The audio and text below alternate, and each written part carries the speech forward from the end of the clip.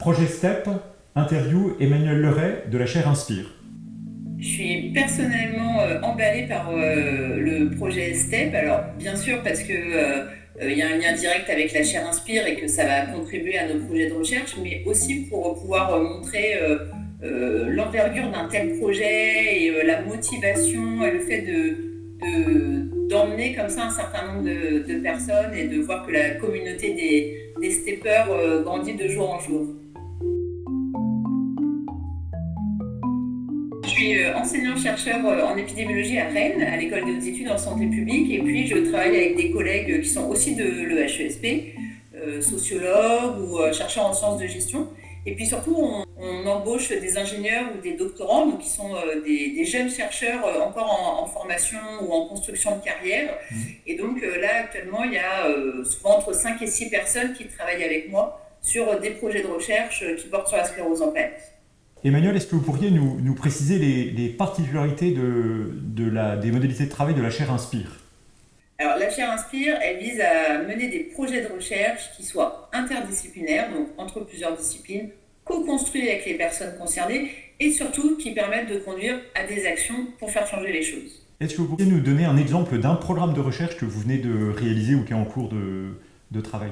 Depuis le début de la chaire Inspire, il y a à peu près 2 ans, on a beaucoup travaillé sur une question principale qui est l'impact de la sclérose en plaques sur le maintien dans la vie professionnelle et en essayant d'identifier quelles étaient les conditions les plus favorables au maintien en emploi.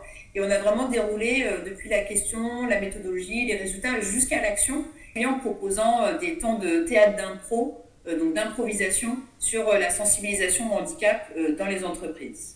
Pour bien comprendre la suite de votre travail, l'idée c'est que comment vous pouvez propager ou en tout cas influer sur l'appropriation par les acteurs, notamment de l'emploi là pour le coup, par rapport à vos travaux de recherche. Notre volonté, c'est aussi de faire en sorte que les résultats issus de nos recherches et de nos actions puissent être diffusés le plus largement possible, et en particulier auprès des acteurs concernés. Et donc notamment le travail là, de sensibilisation par le théâtre en entreprise. On souhaite le diffuser auprès de l'AGFIP pour le secteur privé, du FIP-HFP pour le secteur public, et puis de manière globale vers les autorités pour essayer de montrer l'intérêt d'une telle sensibilisation et une modalité ludique pour faire parler de messages importants et éveiller les consciences. J'imagine que vous avez une liste importante de thématiques de recherche, mais sur quoi vous vous orientez cette année ou les prochaines années?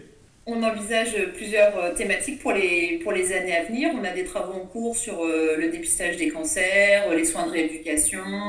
Et puis une autre facette sur laquelle moi j'aimerais vraiment aller plus loin, c'est ce qui est lié à l'entourage, à la vie familiale, les conséquences de la sclérose en plaques sur le noyau de la famille et sur le rôle des proches aidants. Encore une fois, le plus possible de manière positive et co-construite avec les personnes concernées.